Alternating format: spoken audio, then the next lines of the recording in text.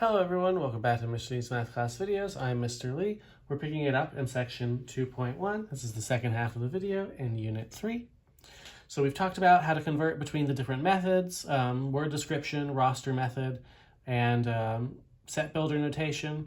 What we're going to do now is talk about cardinality, and then we'll talk about converting things into set builder notation because it's a little bit of a more difficult skill.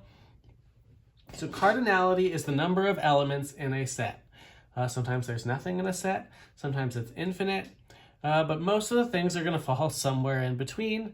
This can be determined by counting elements. It can also be determined, say, sometimes using mathematical equations, particularly for things that skip numbers. We'll see how that is handled. But also, sometimes you can just count. So determine the cardinality for the number of sets. So this notation, n of a, really is when it's asking for the number of items or elements in set A. So when it's asking for cardinality, it will often be in this form. It looks like n parentheses A.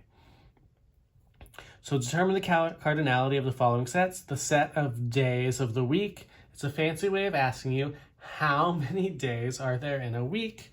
So we know that the number of elements in this set is 7 because there are 7 days in the week. The set of letters in the alphabet, we'll assume the English alphabet. I can leave that for you to do. I do particularly want to talk about C.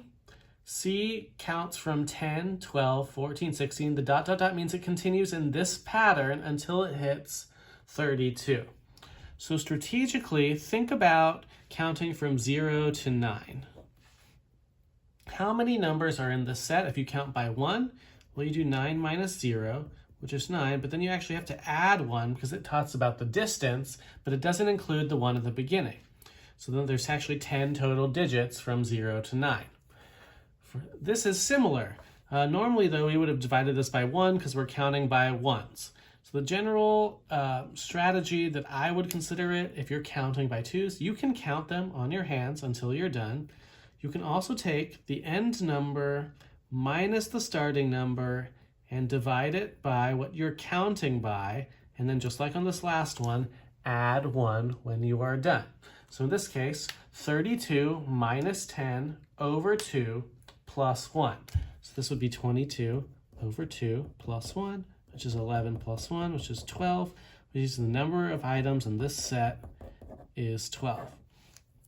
Can you count it? Yes. 10, 12, 14, 16, 18, 20, 22, 24, 26, 28, 30, 32. Yes, there are 12. But this is a general strategy. You take the end number minus the beginning number, divide it by whatever you're counting by or jumping, and then add the 1 so that you're respecting both edges instead of just one of them.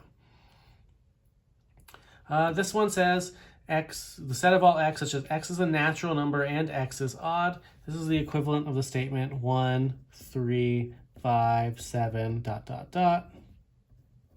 And you'll notice that if something's going on forever, it's infinite. So the set really doesn't have a cardinal number in that it's infinite. You could say the number and the set are infinite, but you'll find in math, if you go far enough, there are very different types of infinite. So I would say there's no defined number for this. An example of a set with no elements in it would be the empty set, has a cardinal number of 0. Now, speaking of cardinality, when is cardinality used? When you're talking about sets that are equal or equivalent. Now, the thing about this to know is that 2 sets are considered equal if they have exactly the same elements. 2 sets are considered equivalent if they have the same number of elements or the same cardinal number or cardinality. Equal sets, meaning if they're exactly the same sets, they're going to have the same number of elements, which means they will be equivalent. So you really only have 3 options. Either the 2 sets are equal, either the 2 sets are equivalent but not equal, or they're neither equivalent nor equal. So there's only really 3 outcomes. So determine if the following sets are equal, equivalent, or neither.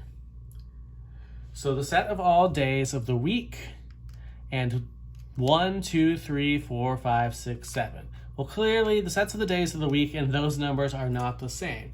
However, we know that the number of items in the first one is 7, and the number of items in the second one is 7. Since these two match, they are equivalent, but they are not equal.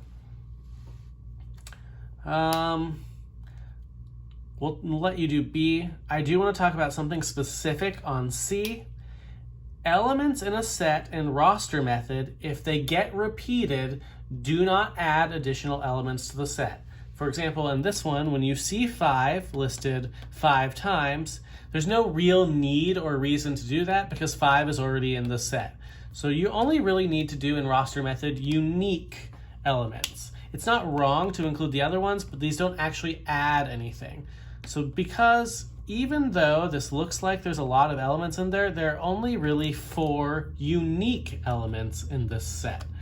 So actually these two, the number of unique elements in the set is actually 4, and the number of unique elements in this set are 4, and those 4 elements are in fact the same. So these two are both equal, and I'll put in parentheses, and equivalent. Because anything that's equal will be equivalent. So I thought this one was an important one to touch on because you don't actually need in roster method to list things multiple times. It's not wrong if you do, but it doesn't increase the number of items in that set. And I'll leave D for you to try as well. The last thing that we want to do in this last set of problems is write things in set builder notation. Because I'm having you practice read it in set builder notation, I really do want you to try practice writing it. I think it's probably the hardest skill because it really makes you master the elements symbols and the natural number symbols and really the logic behind what a set is, because it's not always going to be totally clear. So write the following sets in set builder notation. A is the set January, February, March, April, May, June, July, August, September, October, November, December. I hope that we can recognize what that set is. So let's really practice writing it in the notation. So this is the set of all X such that X is a month of the year. So I do want to leave 5B for you to practice because I want you to get used to the mathematical symbols. But really, this is all that 7 or 2.1 is about. And this is all the section then is about, and that means that's all for this video.